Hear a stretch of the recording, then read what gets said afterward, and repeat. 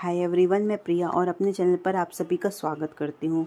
तो देखिए, आज मैं आपको तुलसी माता की व्रत कथा बताऊंगी। क्या आप जानते हो तुलसी माता की व्रत कथा क्या है? जब भी आप व्रत रखें तुलसी माता का तो उनकी व्रत कथा अवश्य ही सुने।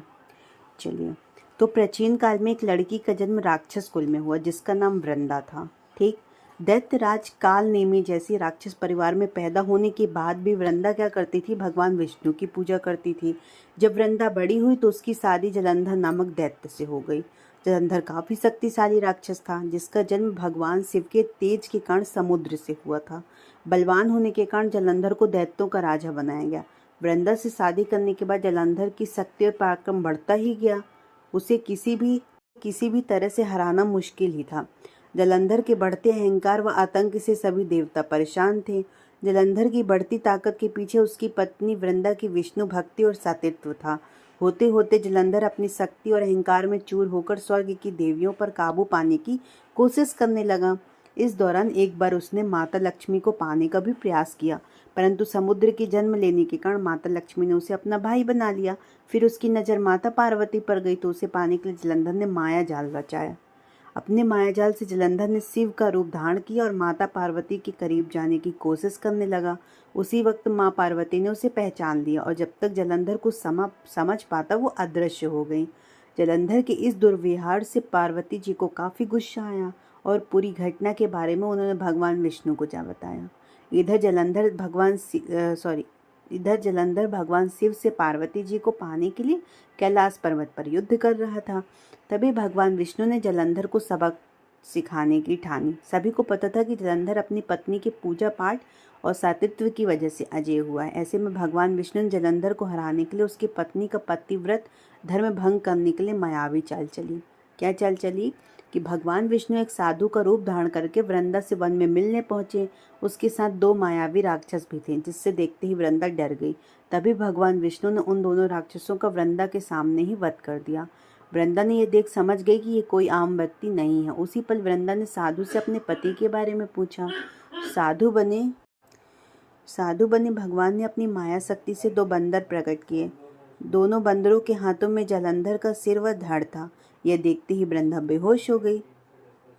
कुछ समय बाद होश में आने पर वह अब साधु से अपने पति को दोबारा जिंदा करने की प्रार्थना करने लगी। वृंदा की विनती सुनकर उनकी आंखों के सामने साधु ने अपनी माया से जलंधर के कटे हुए शरीर के हिस्सों को जोड़ दिया और स्वयं उस शरीर में समा गए।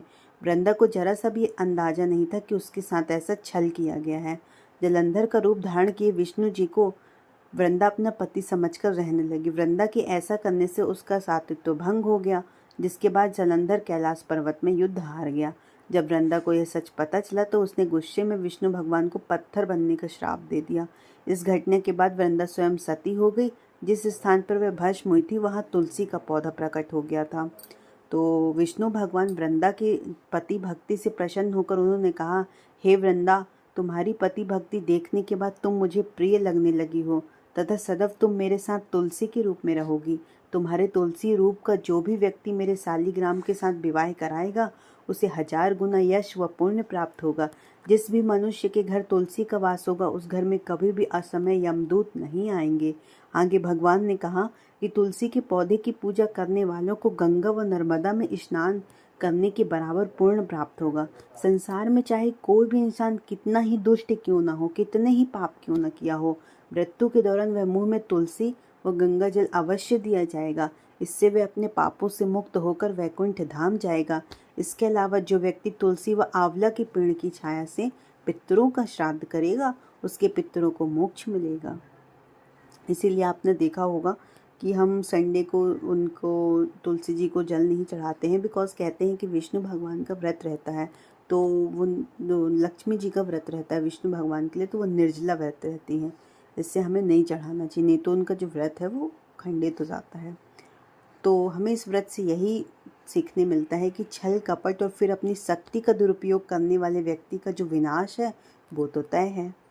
चलिए, तो इस तरह मैंने आपको तुलसी माता की व्रत कथा बनाई कि तुलसी माता का जन्म कैसे हुआ, है ना, क्यों पूजा जाता है हर घर में तुलसी। चलिए, तो तुलसी माता की जय हो, सदा ही जय हो। और आई होप आपको वीडियो पसंद आई होगी। ज़्यादा से ज़्यादा लोगों तक शेयर करें और मेरे चैनल पर बने रहें।